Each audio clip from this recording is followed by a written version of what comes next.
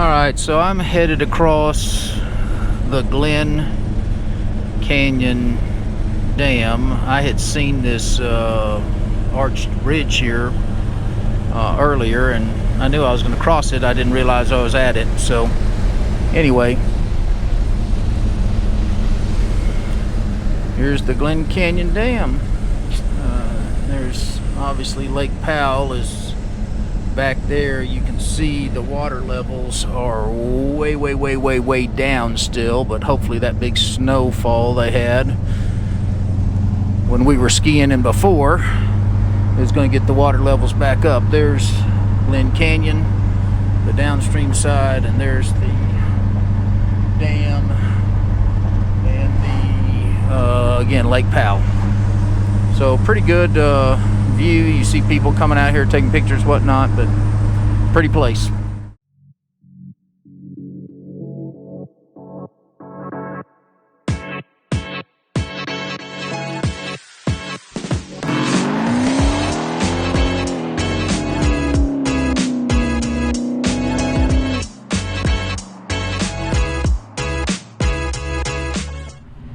Okay, I'm driving beside Grand Staircase Escalante. There is a scenic drive that goes through there that is far enough out of my way that I'm not going to do it. But, you know, that's not just mountains in the distance. I don't know how well you can tell on the camera, but lots of varied colors out there. So it is really gorgeous to see all the various colors that are in the rock and the sand and the whatever. Anyway, I'm not exactly sure what you do at Grand Staircase Escalante besides just look and drive, but this is a part of it, and I thought I'd give you a look. Just went through the town of Kanab, I guess is how you pronounce it, K-A-N-A-B, and headed towards Zion. Again, on the edge of Grand Staircase Escalante. Really pretty area here. A lot of these formations here with the you know, just rock side that appear to be, you know, wind and water etched. I'll take a close-up picture a little further up the road. So it came to area. I'm just a few hundred yards from where I took that last video. Unfortunately, there's some power lines in the way, but you see that etching that I was talking about on the sides of these hills slash mountains. Really cool looking. So I'm at Zion. Beautiful place. You can obviously see lots of people want to go here because the line's really long to get in. It's $35 to get in. So I took some video earlier of some rock walls with these striations, is what I'd call them, in etchings. And there's the really big version of same. And over there on the other side of the car there is too. So anyway, and that mountain obviously in front of us has them too. So this is a really cool place. I was here again, I think same trip I was talking about before, 25-30 years ago, something like that. And looking forward to it. I'll only be here for a few hours, unfortunately, but it's an extraordinary place. So again, I'm in Zion, and you know, hopefully you can see on the side of that mountain there all those little cracks and crevices and striations and whatever. It's really cool looking.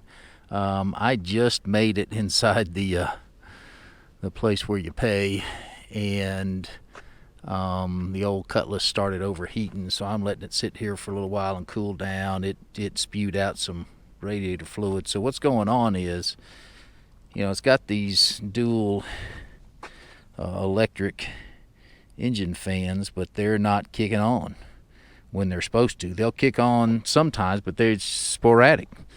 And so what's supposed to happen is when it gets to 200 degrees, they're supposed to kick on, and that hadn't been happening. And so, I mean, just driving down the road, it stays plenty cool, you know, 180 degrees or whatever.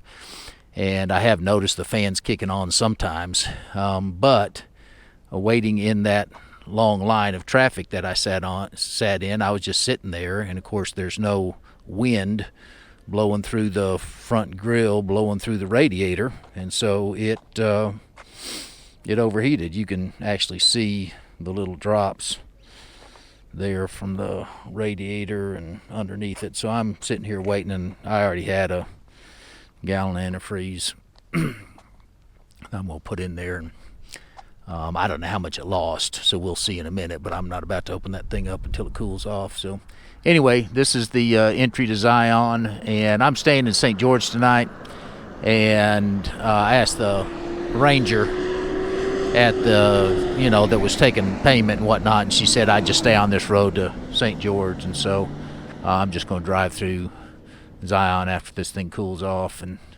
video some as I go along there, and then get this radiator taken care of. This is the other face of that mountain I took the picture of earlier.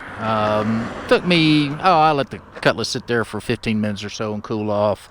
I put probably 2/3 of that gallon of antifreeze in it, so it had certainly blown quite a bit, and or overflowed quite a bit. Obviously the fan is not working like it's supposed to, so have to get that looked at some point. Although if I'm driving down the road, doesn't matter if I'm going 80 miles an hour, it's not gonna, and I don't have the air conditioner on, so it's not going to overheat because it's got plenty of air being forced into the radiator. Anyway, enough of the car.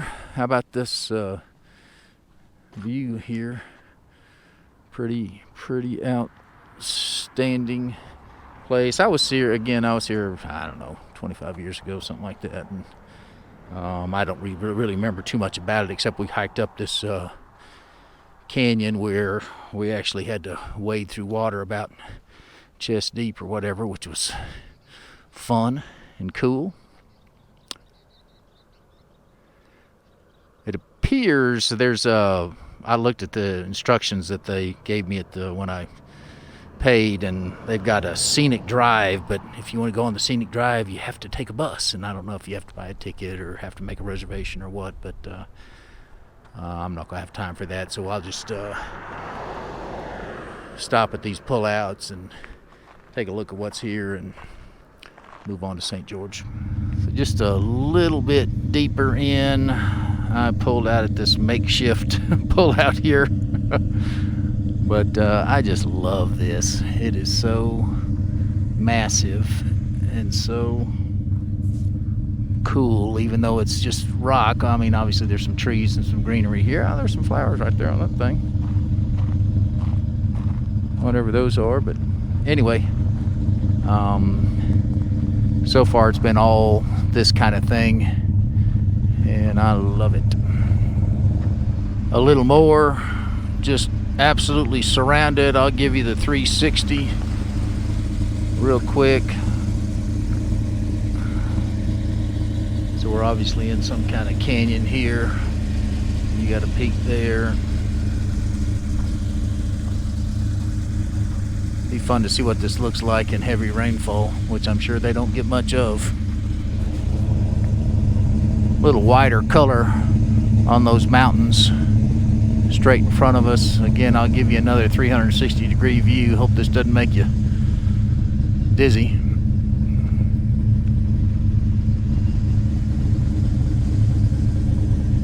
Just incredible. Well, I can't help myself. Everything I see, I want a video. Appears there's some kind of hiking trail there, but anyway, that's a little redder than what I was seeing. There's the white up there, and then you've got this sheer face here with all the erosion scarring.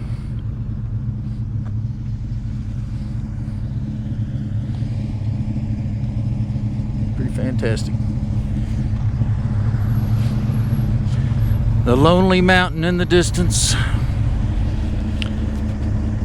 So just came through that tunnel, which they obviously cut totally out of the rock, which is cool. And again, give you another Hopefully snow enough 360 that you don't puke. It's interesting how, you know, it's changed. All that, those markings on the side of the mountains now are changed to, oh, I guess that one's got them. But a lot of this flat stone that's kind of breaking off or whatever. So they've stopped us here at this tunnel. Looks like they're doing some construction. The guy told us it'd be 5 or 10 minutes. Obviously they've cut another one through the stone. So while I'm standing here looking around, I thought I'd video a little bit more. This is a little different. This shutting the car off, so I was also going to get a little time to cool off because it was starting to heat up again. I think I'm just going to have to go at this point because it's this stop and go and going slow. It doesn't like it. Plus it's hot and there's not as much breeze down here in this canyon, so it like I said, it's getting hot and staying hot, and so I need to get moving. Yeah, it'd be fun to see. I mean, that's probably 50 feet down there or something like that. It'd be fun to see this place when there was a big rainstorm. I don't know how often they get that, but hey, well, look at that. There's a little hiking trail up there. They built a railing and all that. There was a parking spot a little bit further back. Obviously, I can't do that while I'm parked in line. So we just came out of the tunnel. It was back up that way. We dropped for a long time. So I don't know what kind of elevation drop it was, but I would think several hundred feet. Anyway, I pulled off here because there was lots of traffic behind me, and I just want to let them go. And because this is extremely beautiful. You see that arch over there where the rock is falling out from underneath, but the arch remains, so that's cool. You can't see all the way through it, but anyway, I mean, that's 400 or 500 feet above me.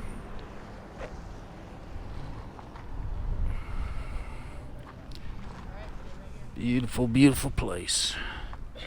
And the drop down there, it's hard to tell. I think I can see the bottom. That's probably 300 or 400 feet, something like that. I called that mountain the Lonely Mountain earlier. It's obviously not the Lonely Mountain because it's got lots and lots and lots of friends. So I've reached the end of Zion National Park. Here's our last look at the scenic beauty. By the way, I stopped, probably 15 minutes ago. I'm driving along pretty slow, and there's these 3 mountain goats just right next to the road.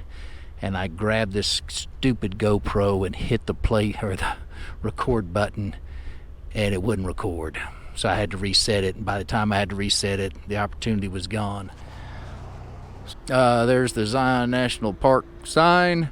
There's our last look at Zion National Park, and I am headed to St. George. I think it's probably 50 miles or so. So I'll call this the end of day 12 of the 50th anniversary of the 74 Cutlass cross-country adventure and odyssey.